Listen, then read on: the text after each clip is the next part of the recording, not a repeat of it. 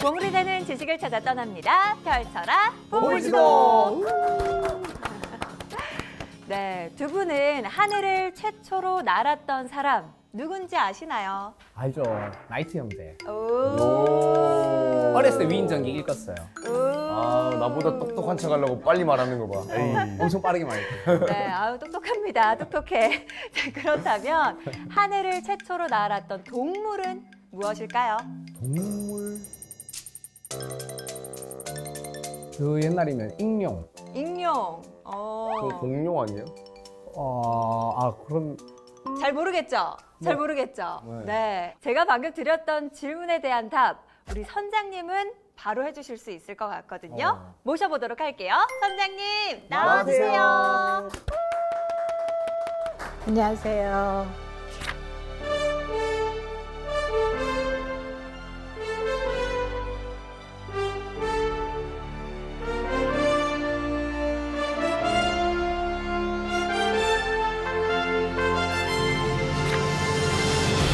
방금 두 분께 드렸던 질문, 우리 선장님은 아실 것 같다 이렇게 말씀을 드렸는데 네, 정답이 뭘까요? 곤충이죠. 네. 곤충.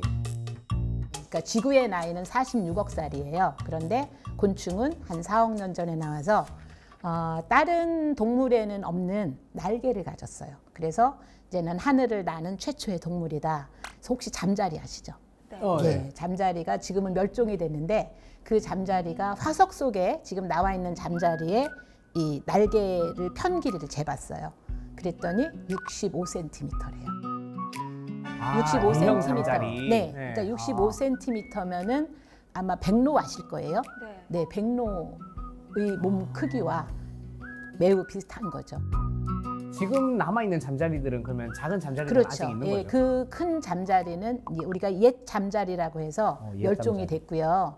곤충들은 이제 점점 소형화되는 쪽으로 이제 진화를 해왔어요. 한번 생각을 해보세요. 백로만한 그 잠자리가 날개를 펼치면서 그 숲속 옆에 있는 시냇물가를 날아다닌다고 생각을 해보세요. 너무 무서운데요? 그러니까 얼마나 이게 날개가 거추장스럽고 그리고 천적에게도 잘 눈에 띄고 그래서 아마 점점 이게 대형 곤충들은 좀 사라지고 지금은 이제 좀 작게 소형화되게 그렇게 진화를 해왔을 것으로 보고 있습니다. 아니 제가 드렸던 질문에 이렇게나 자세히 답을 해주시는 거 보면 오늘의 지식항에 더 기대가 됩니다. 곤충에 대해서 좀 더 자세히 알아볼 수 있는 재밌는 시간이 되지 않을까 싶은데 그럼 우리 정부희 선장님과 함께하는 곤충에 관한 지식항에 지금 바로 시작해 보겠습니다.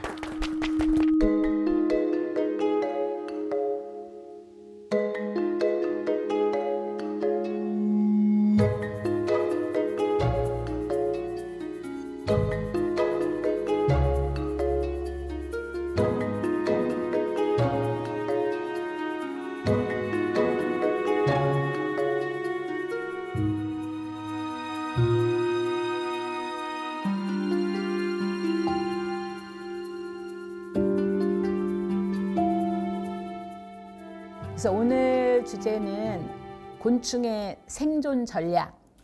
네, 곤충들이 이 척박한 지구 환경에서 어떻게 살아남는지 그들의 어떤 방어 전략 또는 생존 전략을 알아보는 걸로 하겠습니다. 궁금하다.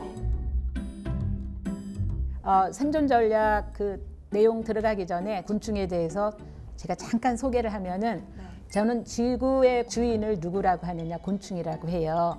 왜 그러냐면 우리가 지금 현재 사는 지구의 생물은 150만 종이에요.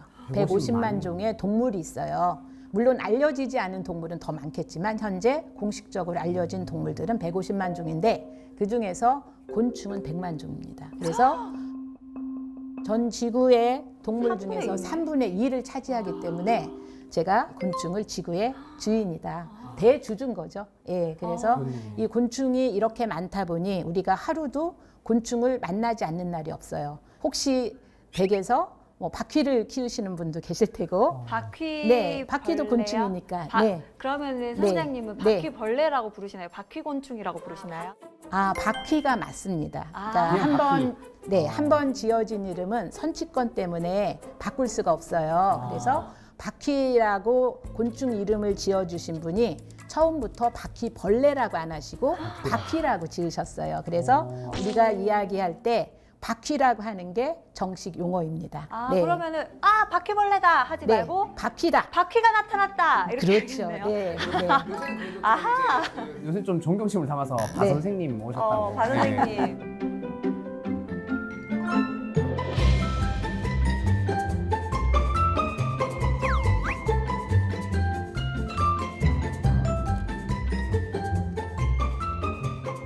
아무튼 곤충은 이렇게 지구에 많다 보니 우리가 곤충에 대해서 호불호가 갈려요. 뭐 굉장히 저처럼 곤충을 보면은 입이 귀에 걸리는 사람도 있고, 네, 또 곤충을 보면은 대부분이 좀 징그럽다, 좀 혐오감을 느낀다, 좀 부정적인 그런 생각을 하시는 분들이 훨씬 많이 사람도 있죠. 네. 바퀴벌레 보셔도 입이 귀에 걸리세요? 이건 고백을 해야 되는데 제가 원래 시골에서 자랐거든요. 근데 시골에서는 바퀴가 없었어요. 네, 왜냐하면 바퀴는 원래 사는 곳이 열대가의 본 고장이에요. 그래서 겨울이 있는 그 지역에서는 바퀴가 월동하기가 좀 힘들거든요. 그런데 우리나라에서 점점 이렇게 산업화가 되면서 겨울에도 이제 난방을 하게 됐어요. 그러니까 특히 도심 그래서. 지역의 공동주택에 아니면 공동 건물에 난방이 들어가니까 저 시골에서는 못 봤던 바퀴를 이제 이 서울에 올라오면서 본 거예요. 그래서 이 바퀴를 봤는데 너무 생경하니까 솔직히 더 말씀드리면은 네. 지금 제가 모든 곤충을 다 어루만지고 할 수 있는데 바퀴는 제가 손으로 못 잡습니다. 네. 아니, 솔직하게 말하자면. 네. 바퀴만큼은. 네, 바퀴만큼. 그러니까 이거는 아마 어렸을 때 경험을 안 해서 그런 것 같아요. 선생님도 바퀴는 네. 벌레로 취급하고 있으신 게 아닐까요? 여기서 그러면 벌레하고 곤충하고 네. 혹시 차이점을 아시나요? 내가 좋아하는 곤충이고 내가 싫어하는 벌레 아니에요? 그럴 수도 있을 것 같아요.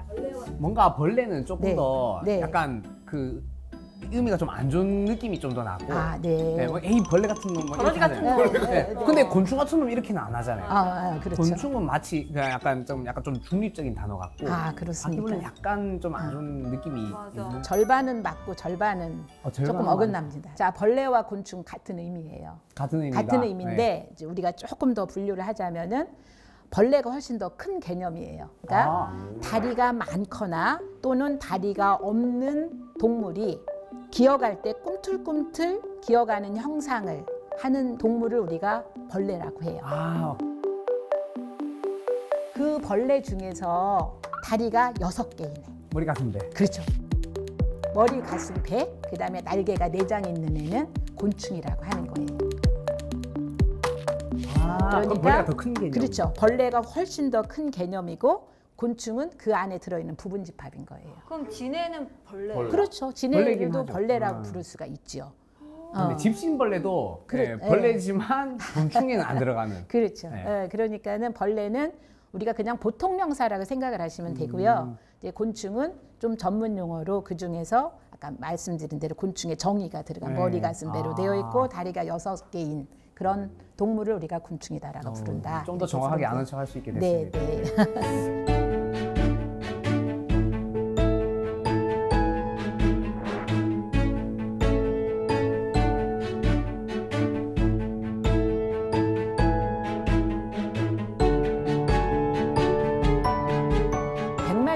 되는 이 곤충들이 지구에서 번성하기까지는 여러 가지 그 원인들이 있어요. 살아가는 데 있어서 천적을 만나기도 하고 그다음에 경쟁자를 만나기도 하겠죠.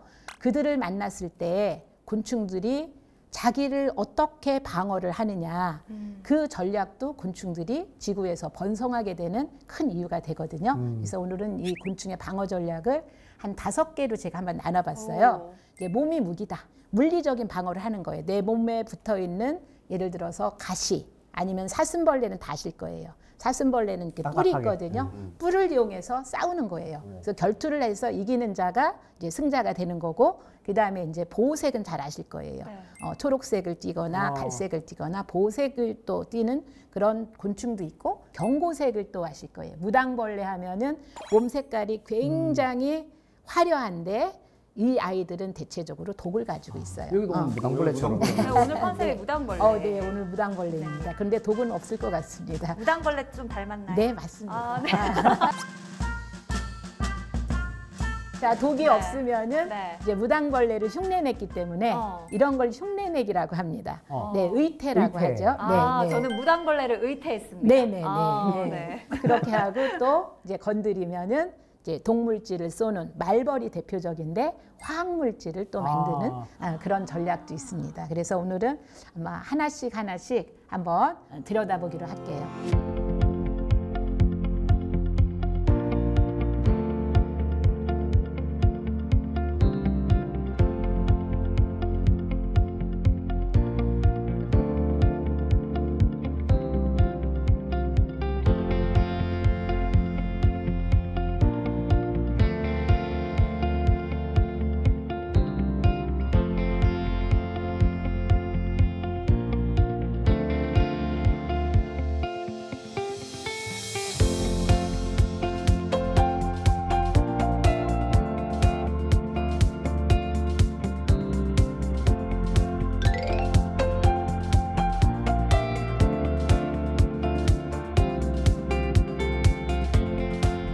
지금 사진에 띄운 녀석은 굉장히 아름다운 색깔이 이름은 대유동 방아벌레라는 녀석이에요. 방아벌레. 예. 대유동에 사나요? 제가 이 얘 이름을 유래를 이제 쭉 찾았어요. 찾았는데 우리 선호님처럼 맞아요. 제가 대유동에서 혹시 사나 싶어서 대유동이라는 지명도 한번 찾아봤어요. 근데 그건 나오진 않더라고요. 아니고. 네, 저희 추측상 아마 어느 지역 이름을 따지 않았을까라는 생각이 들어요. 자, 뒤에 방아벌레가 들어갔다라고 하는 것은 뭐냐면 얘 특성이 아주 위험에 처하면은 우리 왜 디딜방아를 네. 찧어서 예전에 그 곡식을 가공을 했잖아요. 네. 그런 것처럼 얘가 방아를 찧어요. 얘가요? 네, 그러니까는 얘가 어떻게 뒤집기 뛰느냐. 하는 애인가요? 네네, 공중 회전 돌기를 합니다. 사람들이 얘를 봤을 때, 아, 쟤는 방아를 찧는 것 같아. 그래서 이름을 방아벌레라고 방아벌레. 지었고, 또 이제는 별명이 있어요. 얘가 방아를 찔 때 똑딱 소리가 나요. 뒤집을 때. 딱 그래서 하면서 이렇게. 네, 똑딱벌레라고도 그렇게 부릅니다. 네, 그래서 보통 방아벌레는 몸이 딱딱해요. 딱딱한 아이들은 우리가 딱정벌레 목에 들어가는데요. 방아벌레들의 특성은 뭐냐면 몸이 거무칙칙해요. 대체적으로. 예, 그런데 얘는 몸이 굉장히 화려하고 지금 곤충이 점점 사라지고 있는데 아직까지는 우리가 지금 야외에 나가면 최소한 하루에 한 번은 볼 정도로 아직은 흔한 곤충입니다. 그래서 이 방아벌레과의 특징은 뭐냐? 제가 더듬이에 동그라미를 쳐놨는데요. 곤충에 있어서 더듬이는 코의 역할을 해요. 더듬이 얼굴을 가만히 보면 우리와 비슷한 부분이 하나도 없어요. 코가 없어요. 그럼 얘들이 어디로 냄새를 맡지? 바로 더듬이로 냄새를 맡습니다. 그래서 왜 곤충들이 이렇게 기어갈 때 보면은 더듬이를 막 이렇게 흔들어요. 네. 흔드는 것은 주변의 상황들을 인지를 하기 위해서 굉장히 중요한 감각기관의 역할을 하거든요. 그래서 이 방아벌레과는 이 더듬이 모양이 톱니 모양이다. 예.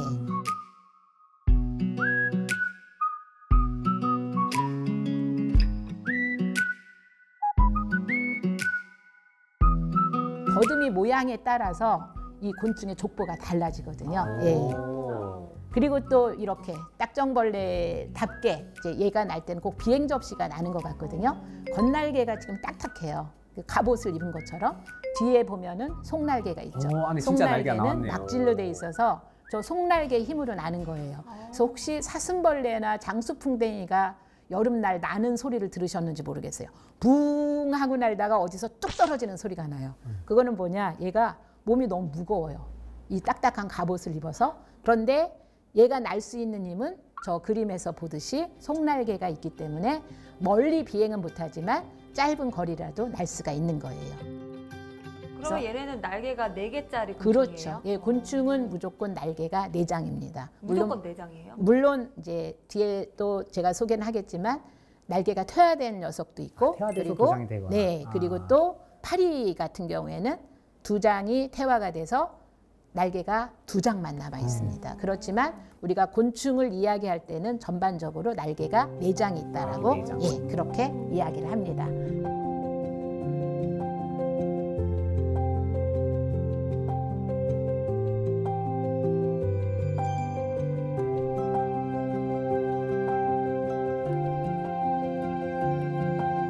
방아벌레에 대해서는 생태가 그렇게 잘 알려지지 않았어요. 지금 우리가 연구를 해야 될 부분이 굉장히 많이 있거든요. 근데 제가 이제 야외에서 이제 관찰을 하다 보니까 얘가 이제는 뭘 먹는지 궁금하죠. 그래서 보니까 저렇게 나무 줄기를 주둥이로 살짝 씹어서 그렇게 즙액을 조금 먹고 있더라고요. 근데 얼음벌레는 사실 사는 기간이 짧아요. 한 일주일에서 열흘밖에 안 되기 때문에 그 기간에 얘들은 번식만 하고 이제 죽으면은 얘 임무를 다 하는 거거든요. 그래서 먹는 양이 많지는 않습니다. 그리고 이제 이렇게 생긴 애벌레가 있어요. 대우동 방아벌레 애벌레가 완전 철사 모양이죠. 그래서 얘를 철사벌레라고 하는데 얘는 어디서 사느냐? 사는 곳이 엄마랑 달라요. 얼음벌레와 달리 얘는 썩은 나무 속에서 삽니다.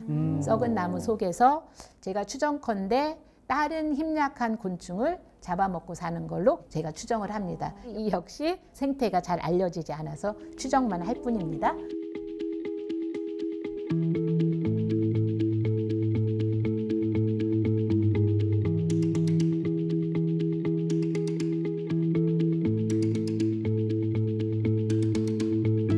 방아벌레를 이제 여기다 이렇게 소개를 하는 이유는 얘 아주 기묘한 그런 어떤 행동을 제가 좀 소개를 하려고요. 그래서 보면 모든 곤충들은 이제 선제 공격은 하진 않아요. 일단 자기를 위험에 맞닥뜨리면은 자기가 어떤 식으로든 간에 피하는 쪽을 선택을 해요. 그래서 일단 경쟁자 또는 포식자가 나타났다. 그러니까 우리가 쉽게 말하면 천적이 나타났다 하면은 얘가 뭐를 하느냐? 그냥 가짜로 죽어요. 지금 이 장면이 그냥 얘가 어느 장소가 있든 간에 그 상태에서 그대로 혼수 상태에 빠지는 거예요. 우리 속된 말로 얼음이 돼요.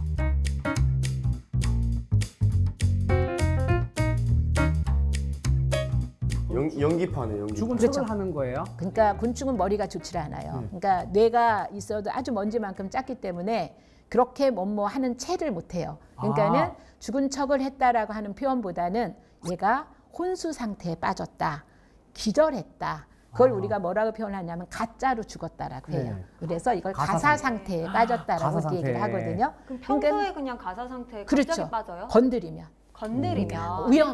위험하면은 자기가 위험을 느끼면은 그 자리에서 그대로 얼음이 되는 거예요. 예, 그러니까 옆으로 이렇게 누워 있는 경우도 있고 보통 발라당 뒤로 뒤집어서 떨어져서 누워 있는 경우가 있어요. 이게 대유동 방아벌레인데 얘는 가사 상태의 아주 끝판왕이에요. 보면은 더듬이도 지금 안쪽에다가 접었고요. 다리도 배에다가 지금 다 오그렸어요. 보이지를 않아요.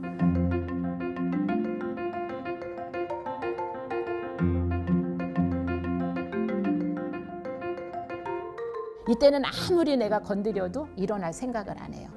그래서 일정한 시간이 지나야지 돼요. 그 일정한 시간은 제가 한번 재보니까 대체적으로 30초에서 3분 정도 걸려요. 그 시간이 지나면은 얘가 기절했던 몸 상태가 다시 원상으로 돌아와요. 그래서 몸을 꿈틀꿈틀꿈틀, 더듬이도 꿈틀꿈틀, 다리도 꿈틀꿈틀 하면서 몸을 딩기적 하면서 몸을 일으켜요. 일으키는데 이 방아벌레는 어떻게 일으키냐? 몸을 뒤집듯이 이게 둔하게 뒤집는 게 아니고 여기서 방아처럼 점프하는. 그렇죠. 그런데 얘가 이제 일어날 때가 됐어요. 한 3분이 지나면 일어나는데 제가 동그라미 쳐놓은 부분이 바로 지렛대 역할을 해요. 저게 이제는 여기 배 쪽에 있는 돌기인데 이 돌기를 움직이는 거예요. 그러니까 일으키게 하듯이 뒤로 제꼈다가 앞으로 이렇게 하면은 그 반동 힘이 생기는 거예요. 그래서 어떻게 하느냐? 이런 식으로 얘가 지금 뛰어오르는 장면을 이렇게 찍은 거예요.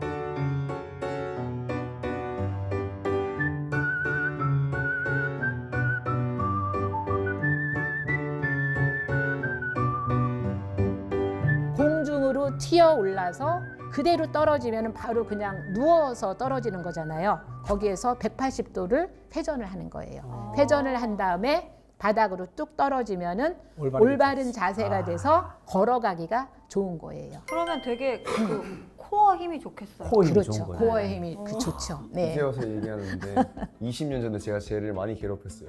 그러셨군요. 똑 해서 일어나면 다시 뒤집고 그렇죠. 똑 해서 일어나면 다시 뒤집고. 근데 저도 왜 어렸을 때 그랬어요? 신기해서 본 적 있어요. 제가 양학선 선수보다 얘가 점수가 더 좋다라고 그렇게 표현을 해요. 얘는 10점 만점에 10점인데 그게 10번 뛰었을 때 최소한 성공률은 9번 이상이에요. 오. 얘가 뛸 수 있는 거기에 높이가 180cm인 사람의 키로 환산을 했을 때 45층을 뛴대요. 그러니까 그렇지, 얘가 그렇지. 뛰는 몸에 비해서. 예, 그렇죠. 자기 몸에 비해서 얘가 지금 한 1cm밖에 안 되는 아이가 한 40cm 정도를 뛰게 되는 거니까 예, 그래서 그런 걸 계속 시켰단 말이에요.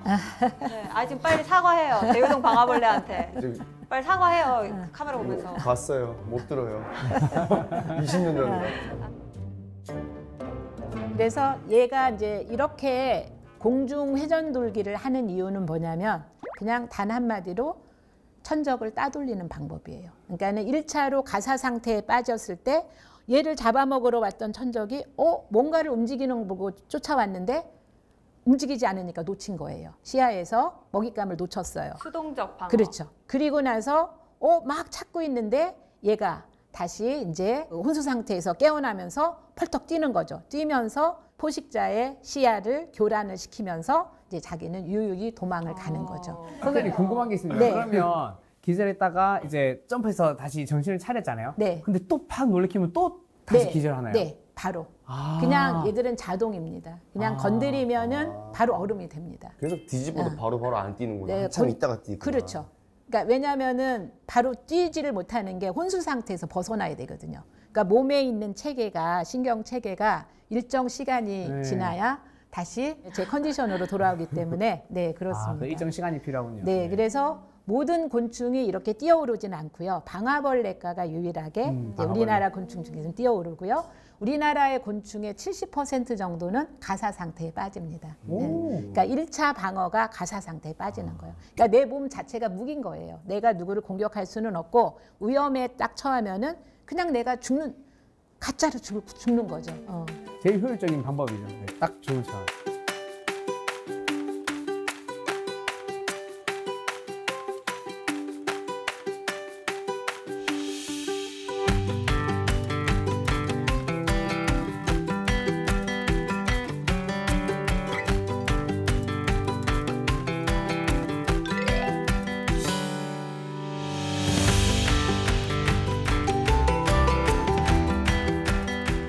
그다음에 이제 우리가 잘 아는 보호색 작전이 있는데 우리가 초록은 동색이다 이렇게 얘기를 하는데 보호색 하면은 우리가 대벌레를 저는 이제 1번으로 소개를 하거든요. 여기에 무슨 벌레가 있어요? 지금 있죠.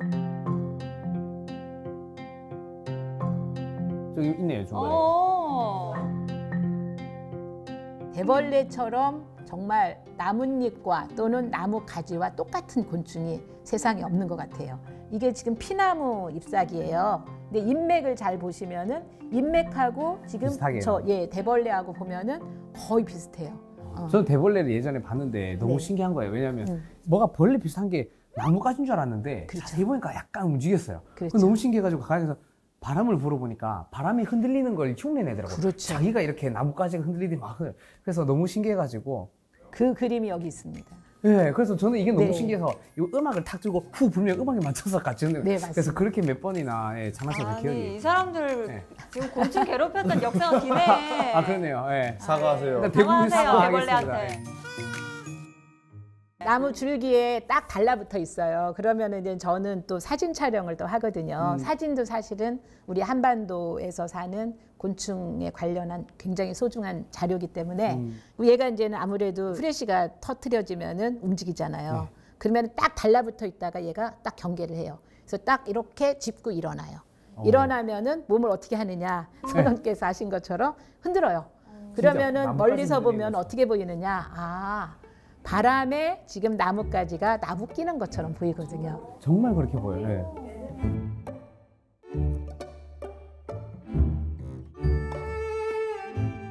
정말 위장의 그 최고의 진짜 그 신기했어요. 달인이죠. 예, 그래서 보면은 이게 대벌레가 기네스북에 올라간 정도 있어요. 몸 길이가 62.4cm면은 이만한 거 네, 아니야? 이렇게 몸이 큰 아이도 있는데 대벌레 딱 보면은 어떤 느낌이 드느냐? 날개가 없어요. 그렇네. 얘는 날개가 태화가 됐어요. 태화가 됐는데 그 모습이 우리나라에서 사는 왜 대나무 있잖아요. 대나무하고 매우 비슷해요. 그래서 얘를 한자 이름으로 죽절충이라고 불렀거든요. 죽절충. 네네. 그러니까 아. 대나무 죽자, 마디절자 써서 그래서 이제 우리나라에서 그 이름에서 이제 차용을 한 거죠. 대벌레다. 대벌레. 그러니까 이름은 굉장히 잘 지은 것 같아요.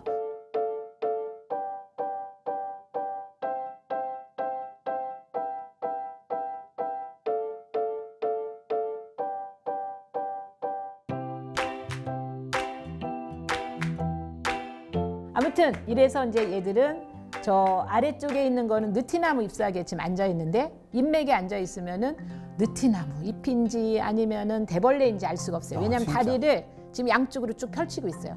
가운데 다리하고 뒷다리는 옆쪽으로 펼치고 있고 앞다리를 지금 앞으로 나란히 하듯이 앞으로 쭉 펼쳤어요. 그래서 다리는 모두 6개가 되는 거거든요. 예, 그래서 저렇게 하고 있으면은 나뭇잎인지 알 수가 없죠. 예. 근데 문제는 뭐냐, 얘들이 이렇게 내가 위장을 하고 있어도 천적이 날 찾아와요. 네. 이제 그럴 때를 대비해서 얘들이 또 하는 자기 방어 전략이 있어요. 뭐를 하느냐, 다리를 떼버려요. 저 긴 다리를요? 네, 도마뱀이 왜 꼬리 잡히면 자르듯이. 꼬리를 자르듯이 얘들의 관절은 약해요. 약하다라고 하는 것은 정말 운이 나쁘게도 자기가 다리를 천적에게 잡혔어. 그러면 그 다리만 떼고 가면은 앞으로 기어갈 수가 있잖아요. 다리 그때 잡았어요, 안 잡았어요? 오늘 다리 그냥 바람만 불었어. 맞아요? 네. 네. 바람에도 끊어지는 거 아니에요? 대벌레 미안하다. 그래서 아무튼 얘들은 다리를 잡거나 이렇게 좀 오래 잡고 있으면은 이렇게 다리가 잘 떨어져요. 잘 떨어진다라고 하는 것은 속내를 보면은 자기의 방어 전략이다. 살기 위해서. 왜냐하면은 내 몸은 살아도 그 다리만 떼버리면 되는 거니까. 그래서 쟤는 지금 다리가 3개밖에 없어요. 3개밖에 없으면은 완전히. 쟤는 이제 충생으로 살아가는데 굉장히 어려움이 많겠죠. 재생은 따로 안 되나요? 재생은 어른벌레가 됐을 때는 잘 안 됩니다. 애벌레일 때는 탈피를 할 때마다 조금씩 재생이 된다라고 하는데 완전 복구는 되지 않습니다. 관절이 약하면 네. 글루코사민을 먹어야 돼. 응. 그렇구나. 전해줘요, 다음에 대벌레 만나면.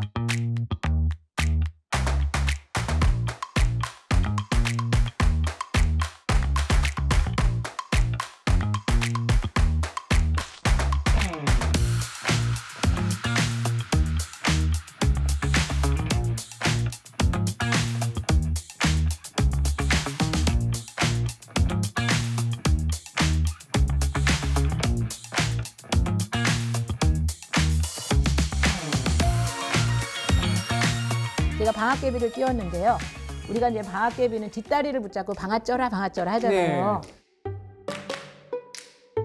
이렇게 할 때 얘네들도 역시 좌절 현상을 일으켜요. 곤충에게 있어서 최대의 천적은 사람이에요.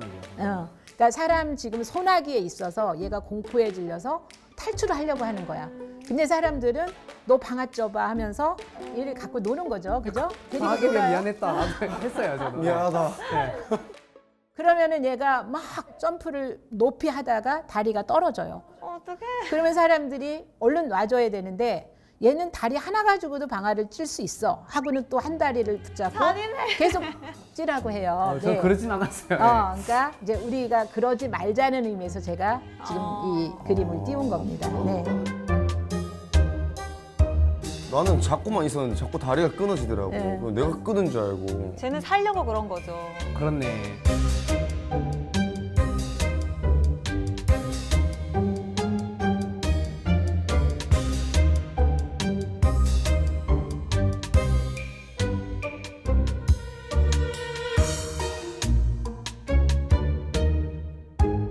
아무리 위장을 해도 얘들은 천적이 있습니다. 그래서 이제 대벌레가 알을 많이 낳는 건데요. 이게 지금 직박구리라고 하는 새예요. 직박구리. 직박구리.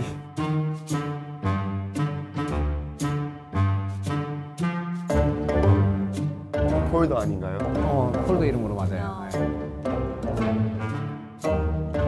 그래서 이 대벌레들은 봄에 알에서 깨어나서 여름까지 이 개체수가 굉장히 많이 불어나요. 그때는 오히려 새들은 어떻게 해요? 새도 자기 새끼를 키우는 기간이잖아요. 그래서 자연스럽게 새들의 먹이가 되는 거예요. 새들도 먹고 살아야지. 그렇죠. 네. 예. 새뿐만 아니고 거미도 먹을 수 있고 말벌도 먹을 수 있고 아무튼 이 대벌레는 저 최하위에 있기 때문에 천적들이 굉장히 많아요. 자기를 노리는 천적들이 많아요. 아주 다행스럽게 정말 운이 좋은 아이들은 천적의 공격을 피해서 이제 얼음벌레가 돼요. 얼음벌레의 가장 큰 역할은 뭐냐면 번식이거든요. 이 얼음벌레가 되는 시기는 여름부터 가을까지인데 그때 되면은 이제는 대벌레들이 알을 낳기 시작을 해요. 근데 보통은 곤충들이 알을 낳기 전에 짝짓기를 해서 유전자를 교환을 하거든요. 근데 특이하게 이 대벌레들은 짝짓기를 거의 안 해요. 90% 이상이 암컷 혼자서 자기 홀로 알을 낳아요. 이런 걸 우리가 천어생식이라고 하거든요.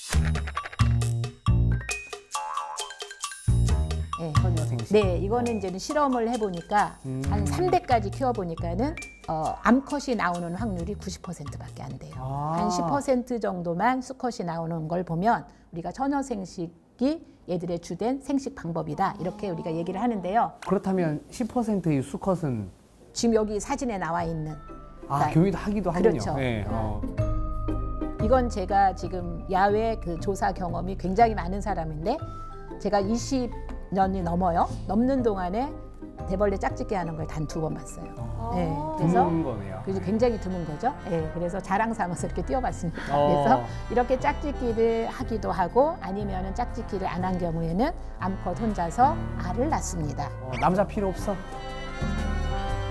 알을 어떻게 낳느냐? 알은 정말 무방비 상태로 알을 낳아요. 굉장히 성의 없게 알을 낳아요. 어느 풀 위로 올라가요. 아니면 나뭇잎 위로 올라가서 저 약간 그 돌멩이 같은 그런 알을 700개 정도를 700개요? 네, 바닥에다가 뚝뚝 떨어뜨려요. 변 보듯이요? 그렇죠. 네.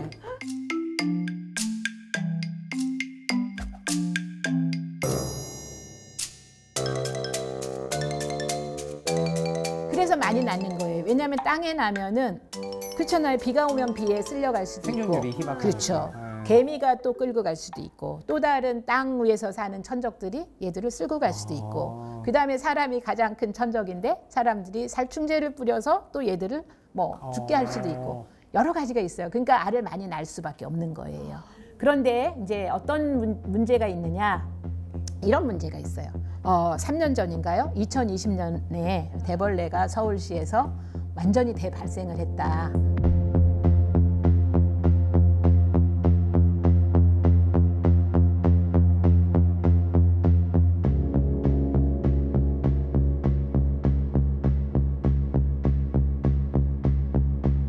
지금 다 대벌레잖아요. 네, 다 대벌레. 네? 이게 지금 다 정자예요. 대벌레. 저 밑에 검게 깔려 있는 것도 다 대벌레. 깔려 있는 것도요? 예, 산책로에 있는 그 왜 쉼터 같은 거기에 대벌레가 대출몰을 한 거예요. 그래서 이제 어떻게 됐겠어요? 민원이 들어갔겠죠. 네. 너무 징그럽다. 뭐 얘들이 뭐 우리 집 창문에도 온다. 어떻게 하느냐. 그래서 이제 뉴스에도 나고 맞아요. 이러면서 그래서 바로 살충제를 살포를 해요. 아이고. 살포를 해서 아마 제 생각에 그때 거의 몇 천만 마리 정도 이렇게 숫자가 되지 않았을까 싶거든요. 그래서 지금 밑으로 뚝뚝 떨어진 걸 빗자루로 다 쓸고 있죠. 예, 저렇게 사체가 된 거예요. 그래서 이제 바로 방제를 했어요. 방제를 했는데 이제 이게 왜 대발생을 했느냐, 뭐 정확한 그 원인은 잘 모르죠. 이게 생태이기 때문에 1, 2년을 관찰을 해서 어떤 결과가 나오는 건 아니니까요. 근데 이제 저는 추측컨대 뭐가 있느냐, 도심에서는 왜 숲 정원 이런 데를 가꾸면서 사람들이 이제는 많이 산책을 하죠. 산책을 하면은 이 사람들이 정서적으로 곤충하면은 벌레 하면은 징그럽다. 이런 게 이제는 머릿속에 떠오르니까 이것 좀 치워주세요 하고 계속 관에 민원을 넣는 거예요. 그러면 정기적으로 이제 소독을 하더라고요. 살충제를 이제 뿌리게 되면은 내가 없애려고 하는, 그러니까 사람이 없애려고 하는 종만 없애지는 게 아니고 그 주변에 있는 모든 생물들은 다 살충제에 죽어가는 거예요.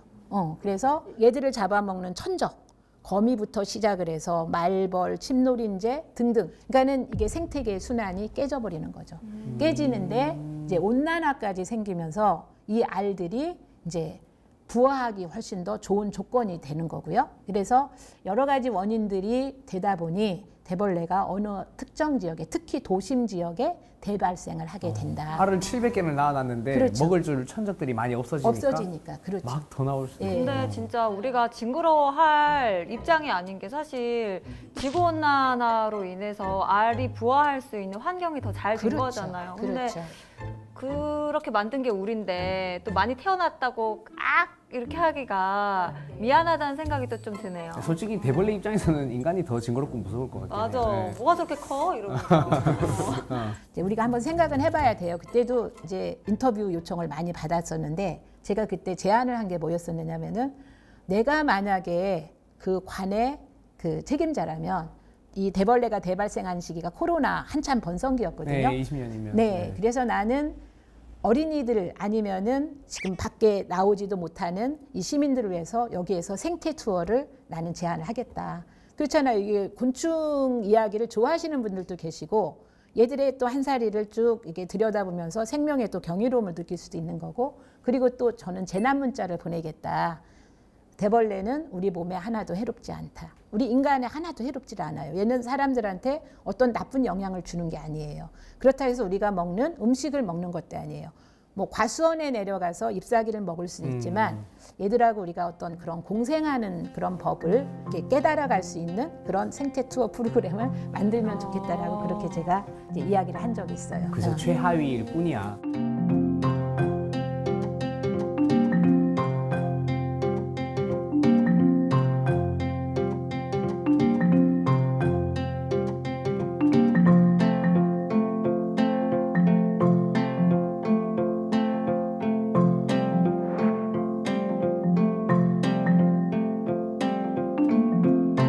그래서 이제 또 보호색이 또 하나가 있는데 아까 대벌레는 초록은 동색이다 해서 주변의 색깔과 매우 똑같게 자기 몸 색깔을 지녀요. 눈에 안 띄게. 거기에 비해서 또 어떤 종은 새똥 모양을 해요. 새똥? 네네. 자기 몸을 새똥처럼 치장을 하는 걸 우리가 변장이라고 해요. 위장술이네요. 이것도 일종의 보호색의 작전이에요.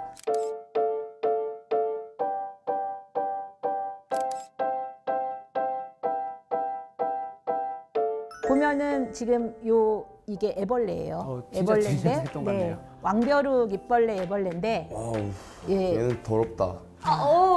네, 더러울 수도 있는데 보면 볼수록 귀엽습니다. 네. 오. 자, 그래서 자기 몸에 보면은 왜 순대같이 생긴 그런 똥자루를 쫙 지금 얹고 있어요. 그 예. 초록색 똥 같은 거. 어질어질하다. 네. 그러니까 지금 네. 초록색 잎사귀는 북나무 잎사귀고요. 얘는 먹이식물이 북나무예요. 온나무, 뭐 개온나무, 북나무가 있는데 북나무가 먹이식물이고 북나무라고 했는데 그러면 네. 리을기역 받침인가요? 네. 진짜 붉은색 할 때 붓다. 북. 아, 그 붉게 물들다 할 때 붓다예요. 오. 예, 예. 가을 되면은 붉게 물든다 그래서 이름이 북나무고요. 자, 볼게요. 지금 이게 북나무가 봄 되면은 새싹이 올라와서 저렇게 잎사귀가 아주 파릇파릇하니 초록색이죠. 거기에 지금 애벌레가 하나가 딱 붙어 있어요. 그러니까 곤충은 자기 먹이식물 외에 남의 밥상을 건드리질 않아요. 예, 그러니까 배추 잎사귀를 먹는 애들은 오로지 배추 잎사귀만 먹고 토끼풀을 먹는 아이들은 토끼풀만 먹어요. 이 왕벼룩이벌레는 오로지 북나무나 온나무만 먹고 살아요. 정해진 것만 그래서 북나무만 오로지 먹는 거예요. 지구에서 만약에 온나무가 사라지면 이 종도 사라져요. 그래서 얘는 먹으면서 뭐를 하느냐, 잎사귀 뒤에 숨질 않아요. 보통은 곤충 잎사귀 뒤에 숨거든요. 얘는 잎사귀 위에서 버젓이 앉아 있어요. 나는 새똥이야. 그러니까 나는 더러우니까 먹지 마라고 자기를 지금 계속 과시를 하면서 저렇게 사는 거예요. 그 힘이 어디서 나오느냐? 내가 싼 똥이에요. 아, 그 순대 같은 게 그거예요? 네, 자기가 싼 똥을 지금 등 위에다가 얹은 거예요. 그거 진짜 더러운 거네요. 더럽지는 않죠. 근데 인간의 똥만큼 그런 똥이 아니죠. 창과 방패다. 창과 방패. 저 새똥이 지나가다가 똥을 싸놨구나 이렇게 이제는 생각을 하는 거죠. 야, 그래서 얘는 똥 많이 쌌네. 자, 제가 이제 가까이 봤어요. 이게 안 더럽다고요? 네.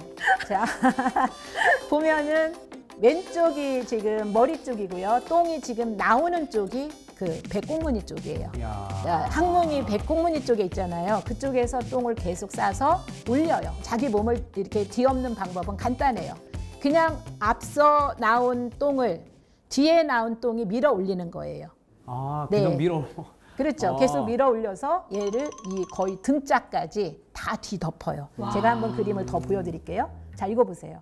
얘들이 집단으로 살면서 지금 몸은 하나도, 몸 색깔은 안 보여요. 모두 다 자기 배설물을 다 뒤집어 쓰고 있다.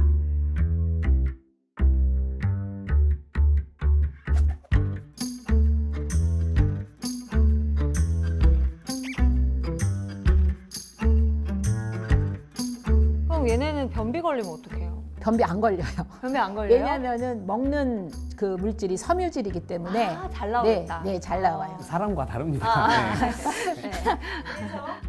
저는 이제 곤충학자다 보니까 이제 실험을 잘 해요. 과연 이 똥을 없애면은 다시 복구를 할까? 이제 이게 궁금하잖아요. 그래서 이제 이거를 살짝 없애봤어요. 이게 떼져요? 그렇죠. 이거 아주 부드러워요. 이게 손으로 만지면 다 으깨져요. 이 손으로 만졌어요? 그럼요. 네. 사람 똥이랑 다릅니다. 네. 네. 오히려 곤충 입장에서 보면 사람 똥이 정말 싫을 거예요. 자, 그래서 이제 쟤를 이렇게 살짝 손으로 이렇게 훑어내면은 등에 있는 똥이 다 사라졌잖아요. 네. 그럼 얘가 몸에 있는 털로 이게 사라진 것을 알아내요. 느껴지겠다. 예, 우리가 왜 곤충, 특히 애벌레 뭐 몸에 달려 있는 털을 보면 막 징그럽다라고 하잖아요. 그거는 곤충에 대한 예의가 아니에요. 아, 네. 반성합니다. 털은 신경하고 연결이 돼 있어서 털로 주변에 있는 여러 가지 그런 그 환경의 변화를 이걸 얘들이 알아차리거든요. 감각기관이네요. 네네. 네. 그래서 만약에 곤충을 요즘 왁싱한다 그러죠. 네. 제모를 해요. 네. 제모를 하면은 얘는 더 이상 곤충으로서의 구실을 못할 수도 있어요. 왜냐하면은 자기가 뭔가를 어떤 외부에 있는 여러 환경 변화를 인지를 해야 되는데 그 감각기관이 사라진 거기 때문에. 예. 곤충 왁싱 노.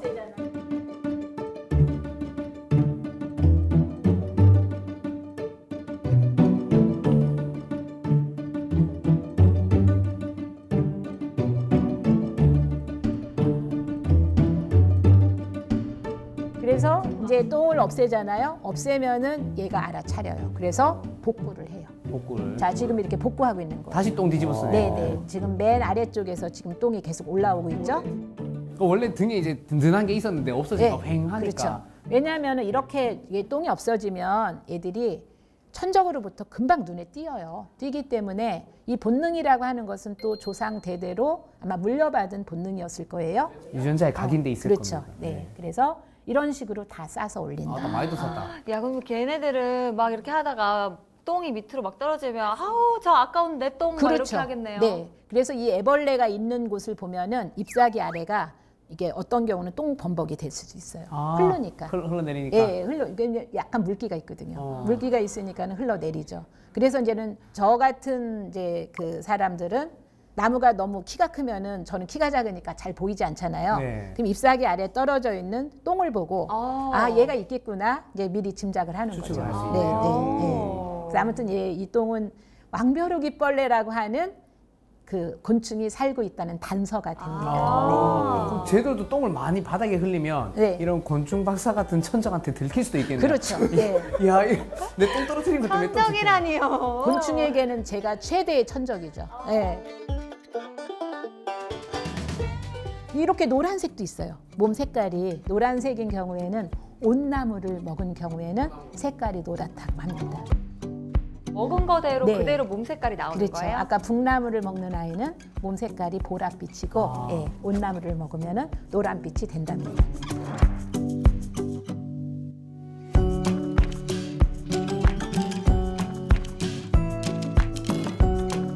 그러면 이렇게 똥을 뒤집어 쓰고 있으면 나는 새똥이다 하고 살면 과연 얘가 안전할 거냐? 그렇지 않습니다.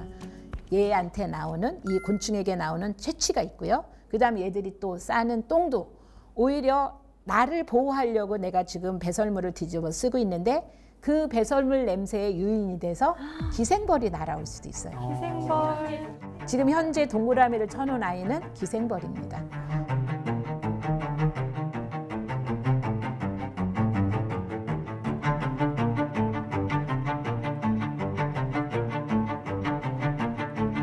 기생벌이 지금 몸을 '몸을 완전히 이렇게 U자로 이렇게 휘어진 상태에서 백공무늬를 저 애벌레 몸에다가 침을 박았어요.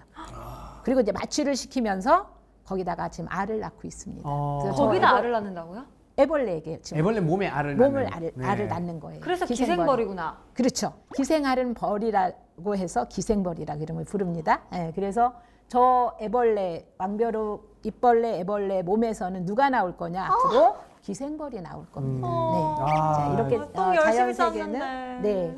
그러니까 얘가 알을 보통 200개 낳는데요. 200개를 낳는 데는 그만한 이유가 있는 거예요. 그러니까 사람은 200아기를 낳을 수가 없잖아요. 네, 네. 그만큼 키우기가 너무 힘들 거잖아요. 근데 2명, 3명도 곤충은 안 되는데. 그렇죠. 네. 그러니까 곤충은 그렇지가 않은 거예요. 육아도 하지 않고 뭐 여러 가지 이 조건이 너무 안 좋아요. 너무 안 좋으니까 얘들이 할 수 있는 거는 대를 이을 수 있는 방법은 다산밖에 없는 거예요. 다산. 요 아이가 이제 어떻게 되느냐. 아까 이 애벌레들이 땅 속으로 들어가요. 5월 말이면 땅 속에 들어가서 땅 속에서 번데기가 되고 여름잠을 자고 가을잠을 자다가 추석쯤에 이제 얼음벌레가 돼서 나와서 이렇게 짝짓기를 하고 북나무 줄기에 알을 낳고 죽습니다. 붉은색이네. 네. 아니 근데 얘네들은 왜 이름이 네. 왕벼룩 잎벌레예요? 아, 왜 그러냐면 네. 질문 너무 잘하셨어요. 다리를 보세요. 다리가 지금 짝짓기 하는 뒤에 있는 애가 수컷인데 앞다리하고 가운데 다리는 등을 잡았어요. 네. 뒷다리를 보면은 지금 접었는데 알통다리처럼 보이잖아요. 네. 예, 그 알통다리를 이용해서 얘가 급하면 천적을 만나면 튀어요. 아, 벼룩처럼 점프를 하는 거예요? 얘는 그냥 자기를 보호하는 방법이 튀는 거예요. 점프를 하는 거예요. 그래서 벼룩처럼 잘 튄다 해서 벼룩 잎벌레인데 잎벌레 중에서 몸집이 커. 그래서 왕벼룩 잎벌레다 이름이 이렇게 지어졌어요. 그럼 실제로 벼룩과는 관련이 없지만 전혀 관련이 네. 없습니다. 벼룩처럼 뛴다. 네, 아, 네, 네. 왕개구리 원래 써도 되지 않아요? 개구리처럼 뛴다. 개구리처럼 뛴다. 그럴 수도 있죠. 개구리보다는 좀 벼룩에 가깝네요. 이름 짓는 사람의 마음이에요. 그렇네요. 처음 네. 이름 짓는 사람이 개구리를 생각했으면 개구리라고 썼겠죠. 그렇지. 네가 처음 발견하면 이눅벌레 이렇게 만들어도 돼. 그래도 되죠. 왜너 벌레로 만들어 갑자기? 그런 그 식으로 하면 벌레도 기분 나쁠 수 있어요. 내 이름 왜 이누기야 이러면서. 그래서 이렇게 새똥 모양으로 변장을 하는 그 동물들은 굉장히 많습니다. 제가 오. 곤충만 좀 뽑아보면 얘는 이름도 새똥하늘수예요. 아. 이게 두릅이잖아요. 두릅이 얘들은 먹이식물이에요. 새똥하늘수는 두릅이 있는 곳은 반드시 오게 돼 있거든요. 그래서 얘는 딱 보면은 새똥처럼 생겼어요. 그럼 천적이 봤을 때 저건 벌레야? 아니야 새똥이야 이렇게 하고 지나갈 수가 있어요. 얘는 또 배자바굼이라고 하는 애예요. 예전에 한복에 겉옷? 저고리로 입는 걸 네. 배자라고 하잖아요. 얘 몸 색깔이 저고리를 입은 것처럼 네, 위에 배자를 옷을 입은 따로 것처럼 걸친 것 같아요. 네네. 네. 그래서 이름이 배자바굼이에요. 아, 얘도 새똥 모양이에요. 얘는 우리가 잘 아는 칡 아시죠? 네. 칡뿌리. 칡이 먹이식물이에요. 칡에 가면은 얘들을 만날 수가 그 있어요. 씁쓸한 거를 잘 먹어요. 그렇죠. 네. 그리고 이제 이게 나방 애벌레예요. 나방 애벌레인데 보면은 다 웅크리고 있어요. 희한하게 동그랗게. 자, 나는 새똥이다. 천적에게 나는 새똥이니까 먹지 말라고 지금 자기를 광고하고 있는 똥인 척 중이에요. 하는 애들이 되게 많네요. 네, 이게 네. 같은 종이에요. 같은 종인데 몸 색깔이 저렇게 각각 다 변이가 일어나서 중요한 거는 결론은 새똥 모양을 하고 있는 거예요. 색깔은 조금씩은 다르지만 얘는 지금 제가 좀 확대해서 봤는데 보면은 왜 새똥 속에 열매도 들어있잖아요. 네. 저기 보면은 열매도 좀 보이지 않아요? 그런 저게 것까지. 나방 애벌레의 모습이에요. 애벌레 피부가 새똥 속에 들어있는 열매가 연상되는 그런 돌기를 지금 저렇게 가지고 있는 거예요. 디테일하다. 굉장히 디테일하죠. 그렇죠. 그다음에 거미도 있어요. 거미도. 얘는 사마귀 개거미라 그래서 완전히 새똥하고 똑같이 생겼어요. 자, 이렇게 자연 세계에서는 희한하네. 새똥 모양을 한 그런 동물들이 많이 있다. 새똥 모양을 함으로써 천적들이 비껴나가는 거죠. 뭔가 그래서 흔하고 가치 없어 보이는 게 그렇죠. 새똥이군요. 예. 네.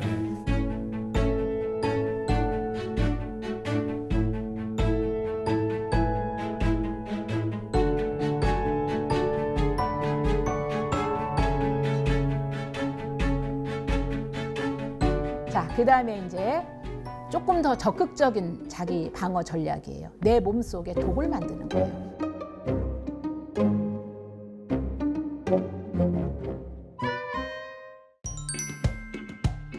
가래가 가지고 있는 동물질을 칸타리딘이라고 해요. 살아있는 비아그라. 오, 야그라. 잡아먹는다고 해서 뭐 효능 있고 이런 게 그렇죠. 아니잖아요. 그런 건 아닙니다. 짜내면요. 아니에요. 오, 얘 좀 귀엽게 생겼다, 얘는. 얘 이름이 누구냐면은 으름 밤나방이에요. 새들에게 자기를 지금 은근히 경고를 하는 거예요. 강한 놈들을 약간 사칭하는 느낌이네요. 우리가 생존 전략 중에서 육아도 있어요. 육아가 예, 생존 육아 전략이 곤충. 돼요? 그렇죠. 알에서 낳은 새끼를 자기가 죽을 때까지 돌봐요. 와. 대단한데? 무당벌레는 몸이 화려하죠. 건드리면 몸에서 동물질을 내기 때문에 다른 곤충들이 무당벌레를 보면 너무 닮고 싶어해요. 그래서 무당벌레를 흉내내기 시작을 해요. 향원이 나왔다. 오늘 제가 보물지도 무당벌레입니다. 네. 네.